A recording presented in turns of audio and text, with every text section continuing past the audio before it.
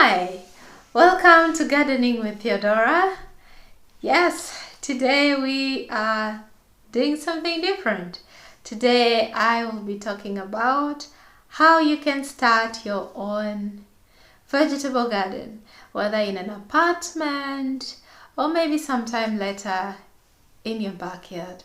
But these are just going to be a few guidelines or something that cuts across that if you're interested in starting a vegetable garden, you can be able to follow through and do. So the first point would be know your climate, know your area. We are living in different kinds of areas. In Uganda, it's mostly tropical climate. You can grow food all year round. For someone who is in Europe, it's different. They have longer periods of winter, so they can be able to grow food for a very short period of time. Some places it's as late as from May through September-ish. So know your kind of climate, and that will determine what kind of crops you can be able to plant there. All in all, start small. The first time I started my vegetable garden, I was so filled with so many ideas. I wanted to plant everything. I wanted to do everything. And I bought so much seed. I bought so many things that I had to keep for the next season, and in the next season it didn't do well. So I would encourage anyone who wants to start a vegetable garden, start small, learn from the season or learn in the couple of months as you go on, and then you keep on adding or removing whatever doesn't work for you. With growing very easy vegetables to manage. These vegetables can be the kale, or what we normally call sukumawiki, okra, bell peppers, or what we usually call green pepper, yellow pepper, whichever you prefer, eggplants, tomatoes, spider plant that is called a jobio or a kale, and generally leafy vegetables seem to be quite easier to manage. I think, to my understanding, those are the easy vegetables to start with. Yeah. So that you learn from that, and then you can be able to add the others, and also from it you keep harvesting time and time again. Yeah, think about how are you going to grow your crops and where are you going to grow them. If you have if you live in an apartment like me with my balcony, you may think about your balcony size, check out the house policies. That could include you talking to your landlord and asking them, because some landlords may not be comfortable with you having plants around their premises, so you have to seek their consent in time, so that when you plant your crops or grow your crops, it does not disturb them. It also comes to the point whereby, will you need containers for planting your vegetables, like for me I do in my balcony? And what kind of containers will you use? Will you buy like mine, or will you choose the option of using there are these big Renzori mineral water bottles? Are they 20 liters or so, or would you like to use those? Or will you buy plastic paper bags? They're these big ones that you can fill the soil, and then you can use them for planting. I think they sell them in kilograms or something, or they're either imported from Kenya. I don't know, but you can still ask from the hardware shop. So this point is to consider, how are you going to grow your vegetables? If it's if you're renting like a big house with a compound, maybe you have to talk to your landlord as well, if you're going to do a backyard garden, for you to be able to use the land for vegetable growing. And also in this place, if you also have to think about, if you're growing your vegetables outside, you may have to think about fencing. Fencing to keep children out, because children, as long as they are plants, they will want to destroy it in whichever way. Like if you have a backyard, hens, goats, will always be moving. So you'll need something to fence. So these are the parts whereby you think about how will you keep your vegetable garden safe, what is required, or how are you going to grow it. So they also think about maybe getting some chicken wire or some fencing materials to keep and guard your vegetables. Planning your vegetable garden design. This comes to me, I would say, where are you putting which plants? For instance, for me, I put my tomatoes directly to where the sun comes from. My tomatoes, the onions, because they need more sunlight.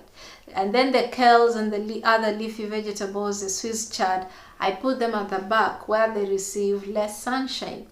Because kale, or I could say sukumawiki, does not need a lot of sun. Okay, it can do well under the sun, but it will be soft and less bitter when it is grown under fairly shady area. That is for sukumawiki. So when you're planning your design, it is also good to consider that if you're in an apartment, you'll need to consider where does the sun come so that you position your plants. How should you arrange it so that you can easily go by, or you can easily also sit, because like for me, I use my balcony as a garden as well as a place that I use to rest and then just sit and do other stuff. So you have to think about that as well. But for you, it might be purely purpose for gardening, but it's good to plan the design, where to put your plants, where to put pathways, so that you can easily go around your garden and easily work on your garden. Planning your design also helps you know that whether you'll need to do the ridges or you'll need to put, for us it may not be applicable in Uganda because we have lots of termites.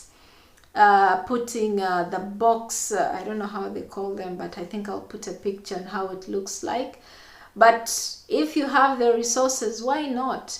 You can build beds that you just fill in the soil and then you grow your vegetables. Also, you have to think about where does the runoff take off when it rains, so that your garden is not directly where on the path of the runoff, because it will sweep off the vegetables. So you have to be careful. And then soil. When you're going to start a vegetable garden, soil is one of the important things you need to consider. You have to use fertile and at least to some level should be soil that is not diseased. Uganda, we are so blessed. We can grow food on any soil and it will still grow. But for you who is in an apartment, I will advise you to get good rich soil. What do I mean? Go and buy poultry manure, because I know there are so many farms around in Uganda, different places. Just ask, where can I get poultry manure? These days it's as easy as asking. Get poultry manure, get soil, mix it very well. I'll maybe do another video in future on how to do that, but get manure, get good soil, because soil will determine the success of your crops. With good soil, your plants will grow very fast and be resistant to diseases that you don't have to think about pesticides, fungicides. And recently I saw maybe I'll just take a screenshot and maybe add or not add, it will depend, where they're saying that Ugandans are consuming, I don't know how many times, pesticides. Tomatoes have double pesticides. The farmer puts 5 spoons before it works. So by the time you eat these vegetables, you have a cocktail of chemicals. And then what other vegetable? There is pepper. So every vegetable you're consuming, know that they've put at least double or triple the dose for medication on it. Sometimes even buy them when they are white for the tomatoes. So that's something that when you get good soil for your vegetable, whether it's in the backyard or it's in an apartment, you will not have that problem of dealing with pests. I know in the future too, I'll make a video on how to make organic pesticides for your balcony garden. For me, where I am, I do not need that. Considering it's an apartment, it's a controlled environment, so I do not have a problem of disease. My soil is good. I bought very healthy soil. So indeed, you can grow food from wherever you are. For starters, those are the things that you can consider when you're starting your vegetable garden. Growing your own vegetables has several benefits. You can choose to, if you control your environment very well, you eat very healthy food, very healthy vegetables without pesticides. You will save money. Instead of running to the shop to buy vegetables you just get from your backyard, you will be saving money. I will make maybe next week, or I don't know when, but I'll make a video about how actually in Uganda recently people are spending so much money on vegetables which seemingly seem cheap but are expensive in the long run. Vegetables seem to be the most affordable kind of source, yet it is very expensive. Imagine buying vegetables 3 times a week, like 5,000, some very small piece. In a week, that is 15,000. In 2 weeks, that is 30, almost 45 or so in a month on vegetables. And yet that money you can invest to make a small backyard garden.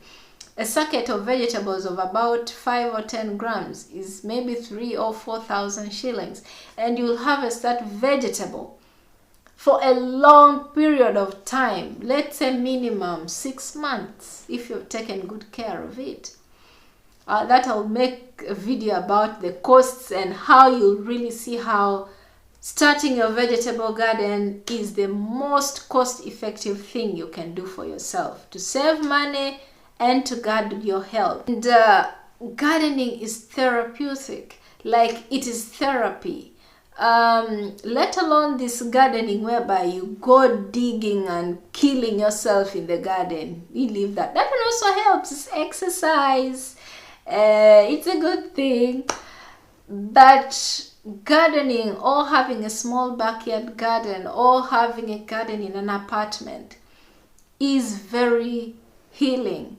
Because in most times you find that people are living alone, or even if you're living with someone, you could be having some troubles here. And it's not until lately that mental health is something that has been brought forward.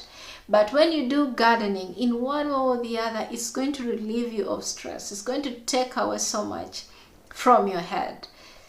That we shall share in future. There's so many things, and I am excited to share about gardening. It's one of my passions, and I hope you join in and start gardening. It's amazing always having you here with Gardening with Theodora. Until next time, take care.